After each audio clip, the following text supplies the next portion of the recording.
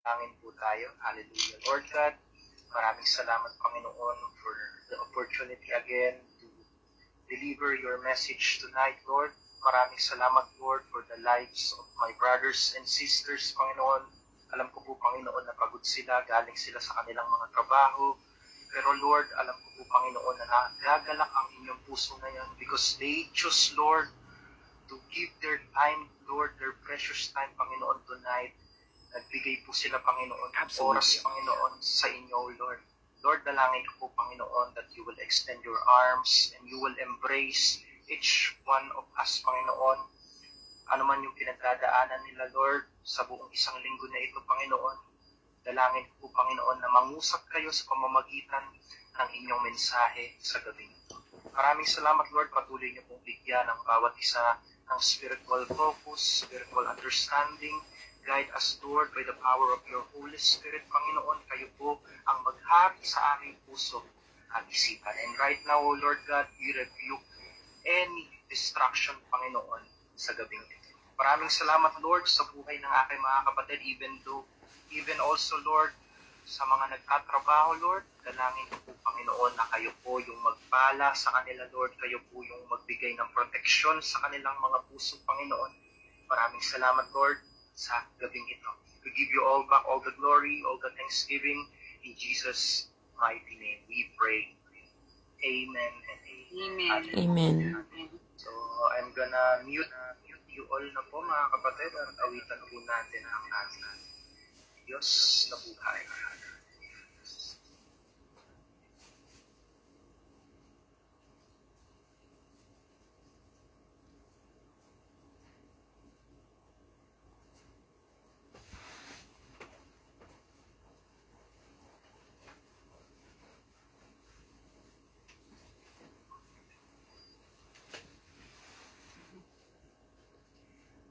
Bible study.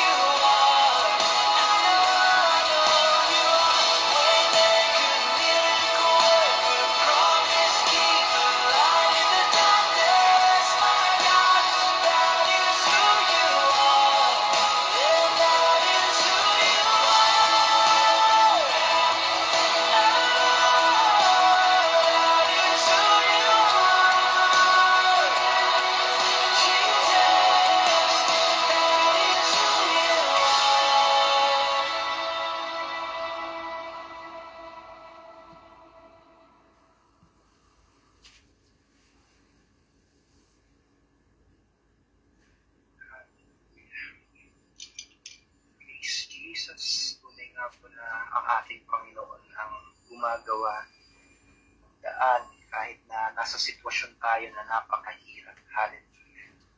So, sabi daw po ng isa nating member ay mahina daw po yung ating sound. Pwede po bang pa-thumbs up po kung malakas naman po ang ating sound at malinaw naman po. Malinaw naman po yung sa iba. Dalawa yung nagreklamo na mahina daw yung sound. So, baka mahina lang po yung inyong connection or lakasan nyo po yung volume nyo po mga kapatid. So I'm gonna share our PowerPoint.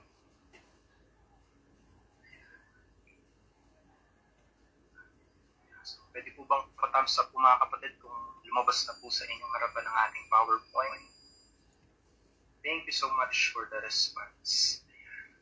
So hindi naman po mahalaga kung hindi po kayo makatingin sa ating PowerPoint. Para lang po ito sa mga nasa tahanan, nasa relax na sitwasyon, na gusto nila na may nababasa po sila. So, sa mga nagtatrabaho po, makinig lang po tayo. So, welcome po sa ating lahat sa ating Friday Daily Bible Study. Ayan, pumasok na po ang ating si Sis Roxanne. Pumasok na. Good evening, Sis Roxanne. So, once again po, ipapaalala ko lang po sa inyo na once na nag-play na po tayo ng YouTube, I cannot accept those participants who wants to enter our Zoom live. So, we need to finish first yung ating pag-awit sa ating Panginoon. So, magandang gabi po sa ating lahat. Again, for the new participants, this is Global Vision Church handled by our Senior Pastor Sam, and we have a physical church here in South Korea. If you are here in South Korea or you have friends here or planning to visit South Korea, you are welcome to visit our physical church. So, i-message nyo lang po ako kung interesado po kayo. Unfortunately, wala po tayong church sa Pilipinas. Nandito po kami sa bansang South Korea, but let us pray. Walang imposible po sa ating Panginoon. So, tonight, we have a very important topic na pag-aaralan ngayong gabi na ito. Ang ating pag-aaralan po sa ating Bible study is paano mo mararanasan sa araw-araw ang habag ng Diyos? How can you experience God's mercy every day? Mga kapatid, marami po sa atin ang araw-araw na nahihirapan. May mga pagsubok, hindi po natin maiiwasan yan. May pagsubok tayong pinagdaraanan, iba't ibang pagod, stress, at minsan pakiramdam po natin ay parang wala tayong kasama. That is why it is very important na we have a weekday Bible study. Because again, I'm reminding you na ang pinakalaban talaga ng buhay is Monday to Friday. Ayan po yung pinakalaban talaga ng ating buhay kasi diyan po tayo nakakaranas ng stress sa trabaho, stress sa pamilya. Diba po? Kaya po, pinilit natin na magkaroon tayo ng Bible study even though na Friday na po ito. Amen? So mga kapatid, minsan sobrang hirap ng buhay sa mga iba't ibang problema na pinagdadaanan natin, napapaisip po tayo na pakiramdam natin na wala ang ating Panginoon. Totoo ba ang ating Panginoon? Totoo ba yung habag niya sa atin? Pero kapatid, ang katotohanan po, hindi kailanman po nawala ang presensya ng Diyos sa buhay mo. Hindi po lumalayo ang ating Panginoon. Ang katotohanan is tayo yung unti-unting lumalayo sa ating Panginoon. In a world full of stress, failures, kasalanan, hardship, it is very important po mga kapatid to know that God's mercy is real and active. Araw-araw po ibinubuhos niya ang kanyang habag. Hindi mo lang po siguro namamalayan, pero sa ating Bible study na ito, pag-uusapan po natin kung paano mo personal at practical na mararanasan ang habag ng Diyos sa ating araw-araw ng ating mga buhay. Whether you feel strong or weak, mga kapatid, worthy or not, lagi po nating tandaan that God's mercy is always available. It is fresh and powerful. So let's study these 3 simple biblical ways to experience God's mercy every single day. Hindi po ito haka-haka lang po, hindi po ito galing lamang sa aking bibig. Katotohanan po ito, nakabase po tayo palagi sa Biblia. Kaya pwede mo itong panghawakan ng may kumpiyansa. So ang unang-una natin na pointer sa gabing ito. Number 1, ang habag ng Diyos ay laging bago tuwing umaga. Ano pong ibig sabihin no? God's mercy is new every morning. Ayan, may mga humahabol po. Gustong pumasok. Ay, gusto na accept it. Ayan, so, basahin po natin ito in Lamentations chapter 3, verses 22 to 23. Sabi po dito, sa kagandahang loob ng Panginoon ay hindi tayo nalipol. Uulitin ko po. Sa kagandahang loob ng Panginoon ay hindi tayo nalipol. Sapagkat ang kanyang mga kaawaan ay hindi nauubos. Ang mga ito'y laging sariwa. Ayan, pakinggan niyo po ito. Ang mga ito'y laging sariwa. Tuwing umaga, dakila ang iyong katapatan.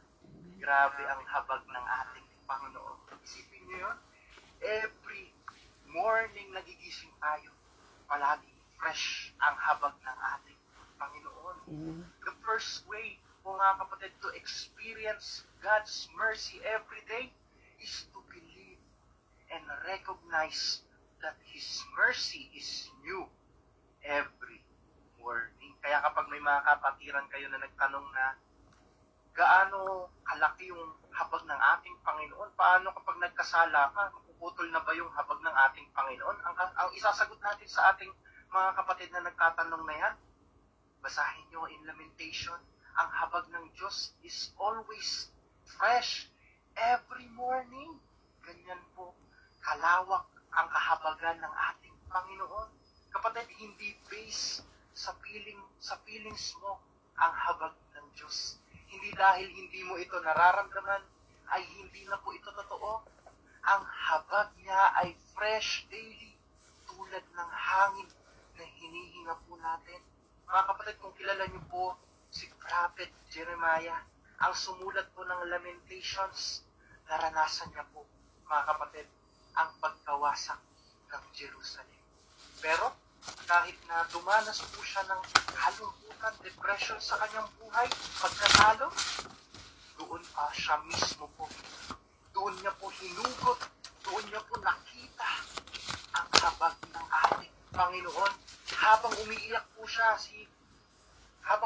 po si Jeremiah, habang umiiyak po siya dahil nawasak po yung Jerusalem, nasabi niya pa rin po sa mga oras na yon, na dakila ang iyong katapatan, dakila ang katapatan ng ating Panginoon. Hallelujah. Amen. Isipin niyo po yun, kakaiba yung pananampalataya ng isang tao na kapag kahit nasa gitna ka ng pagsubok ng iyong buhay, pero magagawa mo pa rin magpasalamat sa ating Panginoon. Ganyan po si Jeremiah. Kaya sa buhay mo, mga kapatid, kahit pagod ka na, kahit may pagkakamali kang nagawa kahapon, tandaan mo ito, may habag na naghihintay sa iyo ngayong araw. Amen? God is not tired of you. He doesn't get bored of forgiving, healing, and helping you. His mercy renews each time you wake up. Ganyan katindi ang habag ng ating Panginoon. I-claim mo ito, kapatid. Gamitin mo ito. Amen. Lahat tayo ay may bagong chance sa bawat araw. Amen. Pagising mo, huwag agad cellphone ang kunin. Ipaalala mo sa sarili mo, Lord, salamat sa bagong habag mo ngayon. Amen. Gagabayan mo ako. Amen? Let's claim the grace of the Lord. At pangalawa, puntos, mga kapatid. Number 2, ang habag ng Diyos ang gumagabay sa atin mga hakbang. God's mercy guides our every step. Basahin po natin ang Awit chapter 23 verse 6. Tunay na ang kabutihan at kaawaan ay susunod sa akin sa lahat ng mga araw ng aking buhay. At ako'y tatahan sa bahay ng Panginoon magkakaibigan. At sino po ang sumulat ng awit po, mga kapatid? Of course, kilalang kilala po natin si David. Si David po ang sumulat nito. And if we are going to read the life of David in the Bible, hindi perfect si David. Ano pong nagawa ni David? Nagnakaw po siya ng asawa. Nagpapatay po siya. Nagkamali ng marami. But he still walked long sleep. Amen. At bakit? Bakit nagkasala siya pero meron pa rin siyang confidence na lumapit sa ating Panginoon? Dahil nagtiwala siya, mga kapatid, sa habag ng Diyos na gumagabay sa kanya araw-araw.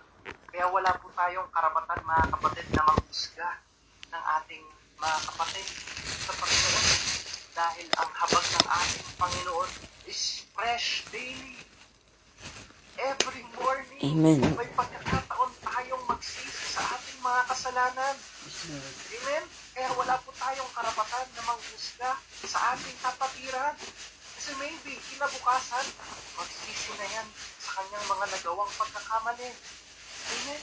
Ang habag ng Diyos ay hindi passive. Aktibo po ito, mga kapatid. Ito ang gumagabay sa decisions mo, sa career mo, sa relationships mo, sa finances mo.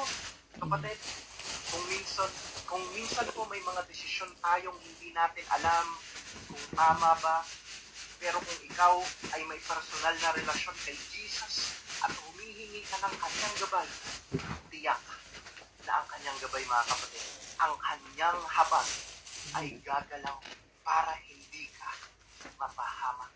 Amen. Mga kapatid, every day we make choices. Some big, some small, but as believers, we are never walking alone. Amen. Tayo sa mga kapatid. God's mercy goes before us, beside us, and behind us. Bago ka magdesisyon sa iyong buhay, kahit maliit lang na pagdesisyon, kumuha ka lang ng ilang segundo, mga kapatid, para huminto at manalangin. Manalangin po tayo. Lord, ipakita mo kung anong kalooban mo na gusto mong ipagawa sa akin. Gamitin mo ang iyong habag para itama ang direksyon. And it will redirect your steps when you go wrong. And it will hold your hand when you are about to stop. That's the power of grace of God. Yung malapit ka ng madapa sa kasalanan, pero may isang kamay, ang kamay ng ating Panginoon, ang muling hahawak sa iyo muli. Para pigilan ka sa anumang desisyon man yan sa buhay mo, anumang maling desisyon yan na pinanghahawakan, may kamay ng Diyos na muling hihila sa iyo para i-redirect ka sa tamang direksyon ng iyong mga buhay. Mga kapatid, let's always remember this, that God's mercy guides us away from danger. Amen? Ilalayo ka yan sa kasalanan, sa kapahamakan. Ang habag ng Diyos, hindi yan ilalagay ka sa kasalanan. Ayan po yung tandaan po natin, mga kapatid. It gives us peace when we are confused and help us stand even when we fall. Hindi ba huli ang lahat, kapatid? Maybe you are in a situation na mali, pero hindi pa huli, kapatid. Dahil every morning, ang habag ng Diyos ay palagang para pulihin ang ating Panginoon. At sa Amen. ating pangatlong puntos, sa ating aralin ngayon, ang habag ng Diyos ang nagpapalakas sa atin sa gitna ng Amen. kahinaan. God's mercy strengthens us in times of weakness. Basahin po natin ang Isaiah chapter 40, verse 29. Kanyang ibinibigay ang lakas sa mahihina at sa walang kapangyarihan ay pinapalakas niya Amen. ang kalakasan. kalakasan. Hallelujah. Katulad na lamang po sa buhay ni Elijah. Isang tapat na lingkod ng ating Panginoon si Elijah. Amen. Siya po yung propetang nakipaglaban sa mga bulaang propeta sa Mount Carmel. After po ng malaking victory niya, ano pong nangyari kay Prophet Elijah? Napagod po siya. Nalungkot, nagpulong, nagpagod. Pero ano po ang ginawa ng ating Panginoong Diyos? Pinuntahan po si Prophet Elijah. Hindi po siya pinagalitan kahit nang hina po yung kanyang tapat na lingkod. Hindi po gano'n ang ating Panginoon. Pinuntahan po siya at ano pong ginawa ng ating Panginoon? Pinakain niya pa po si Prophet Elijah. Hindi ka po puhusgahan ng ating Panginoon. Palalakasin ka pa po. Kung handa ka, tanggapin ang ating Panginoon. Binigyan po siya ng kapahingahan. Hindi siya pinagalitan ng Diyos. Ang habag ng Diyos ang umalalay sa kanya. Mga kapatid, ganun din po sa atin. May mga araw na wala tayong energy. Ayaw nating bumangon. Pero sa gitna ng kahinaan po, nagpapadala po ang ating Panginoon ng habag. At paano natin po ito malalaman? Yung kapangyarihan ng habag ng ating Panginoon. Nagpapadala po ang Diyos ng habag sa anyo ng pahina. Yung kapayapaan sa puso mo. I believe na experience niyo po yan, mga kapatid, na kahit nasa gitna tayo ng problema, pero meron tayong peace sa ating mga puso. That's from Jesus. Amen? Nagpapadala po ang Diyos ng habag sa anyo ng mga kaibigan, mga kapatiran. It is not accident kung bakit ka po nakikinig ngayon. I know, tugma itong mga sinasabi ko, mga revelasyon ng ating Panginoon sa pinagdadaanan mo ngayon. Hindi po yan aksidente, mga kapatid. Habag po yan ng ating Panginoon. Nagpapadala ang Diyos ng habag sa pamamagitan po ng kanyang salita. While we are reading the Bible, sometimes bigla tayong tatamaan. Kasi parang sa atin yung nabasa nating Bible verse, ayan po yung habag ng ating Panginoon. Amen? When we feel weak, when we feel tired or broken, we often think we are failing. Madalas ganyan po yung ating kaisipan, mga kapatid, na kapag talunan tayo, di ba? Parang palagay natin na fail tayo sa buhay. Pero ibahin niyo po ang ating Panginoon. God sees it differently. Ibahin niyo ang ating Panginoon. In our weakness, His mercy becomes our strength. His love lifts us up, comforts us, and carries us when we cannot walk on our own. Kaya kung pagod ka na, mga kapatid, huwag mong ipilit. Mas mapapagod ka na. Ang kailangan mong gawin is lumapit ka sa Diyos at sabihin mo, Lord, aminin mo sa ating Panginoon, wala na akong lakas. Pero salamat kasi sa habag mo, kaya ko pa rin. Amen. Magpatuloy. Amen? God doesn't expect you to be strong all the time. Expected na ng ating Panginoon na magkakasala ka. Expected na ng ating Panginoon na mapupunta ka sa temptasyon. Expected na ng ating Panginoon na manghihina ka. Amen? And tonight, God wants to remind you, He wants you to lean on Him. Sumandal ka sa ating Panginoon. And when you do this, ang habag ng Diyos, His mercy will give you strength to continue one step at a time. Hindi man agad-agad na makalabas ka dyan sa anumang kasalanan na yan, sa anumang paghihirap na yan, sa anumang sitwasyon ng iyong buhay, sa anumang problema na yan. But His mercy will give you strength to continue one step at a time. Magtiwala ka lang sa habag ng ating Panginoon. Amen. Amen. At sa ating konklusyon, sa ating pagtatapos, mga kapatid, ang habag ng Diyos ay hindi lang para sa malalaking kasalanan o malalaking paniniwala. Ito ay para sa bawat araw, para sa pangkaraniwang tao, para sa pangkaraniwang buhay, para sa pangkaraniwang araw. Basahin po natin ang ating conclusion. His mercy Remind reminds us that we are not that we alone. are not alone. We don't have to carry We all don't the have to weight carry by ourselves. all the weight by ourselves. Every time time we feel like giving up, God's mercies lift us, strengthen us, and help us move forward. Amen. ang ating Panginoon. Kahit Amen. gaano ka na kahina, gaano ka kadalas magkamali, o nasa kasalanan ka ngayon, o gaano man kabigat ang pinapasan mo ngayon, kapatid, para sa iyo ang mensahe nito. Amen. May habag ang Diyos Amen. na handang lumubog sa iyo. Hindi ka huhusgahan ng ating Panginoon. Kung yung mga taong nakapaligid sa atin, mapanghusga, aminin po natin yan.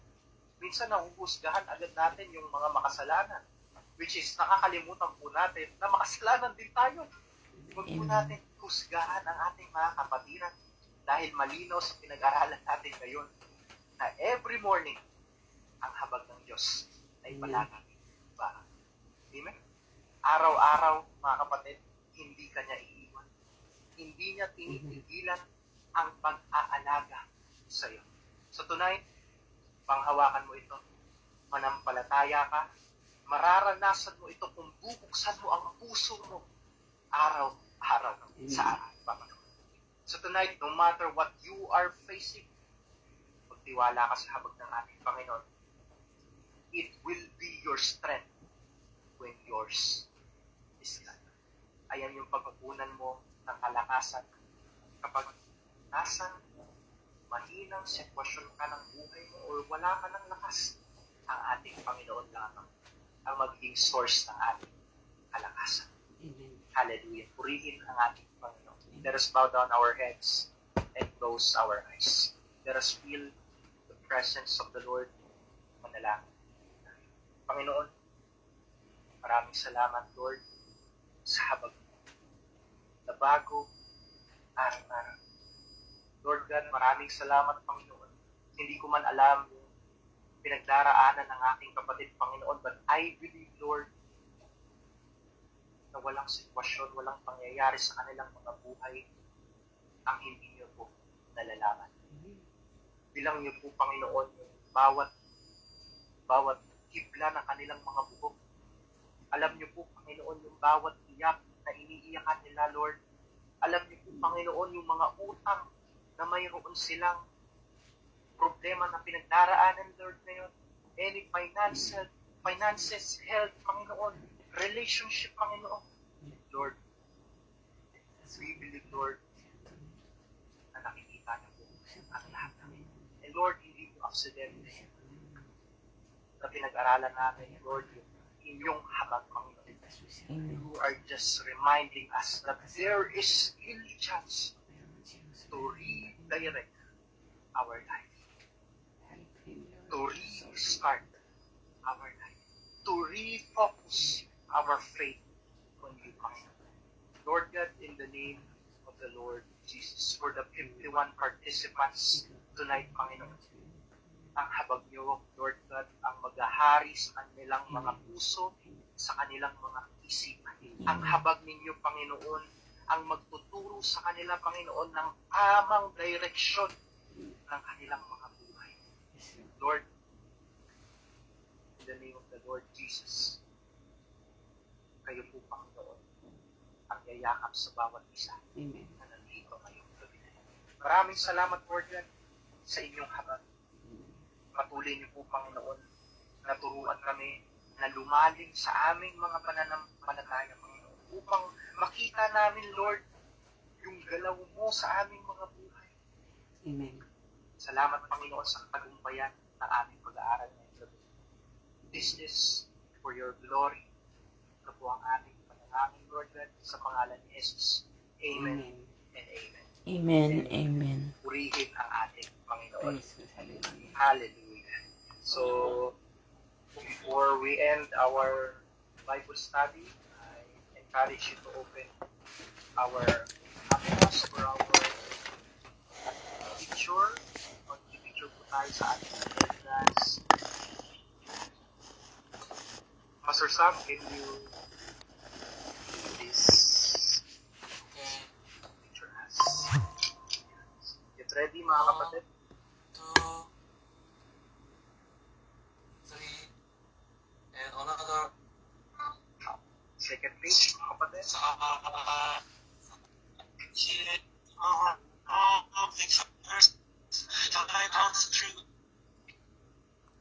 Wait a minute. Saglit lang po. Mahirap po it's hard to screenshot in the laptop. Pause mga kapatid. 1, 2, 3, okay. Thank you so much, Pastor Sam, and thank you so much for the 51 participants tonight. Before we end our Bible study, I encourage you to raise our hands as a sign of submission, surrender sa ating Panginoon, sa ngalan ng Ama, ng Anak, at ng Espiritu Santo. May the love of the Father, the grace of the Lord Jesus Christ, and the fellowship of the Holy Spirit be with us always. Amen, amen. Amen, So, amen. patigin po natin ang ating God bless us all po. member. God bless us all. Paalam na po tayo. Thank you Maraming po. salamat po sa Pastor Kenton. God bless Thank you. you, Pastor. Have a great night, everyone. God bless us all.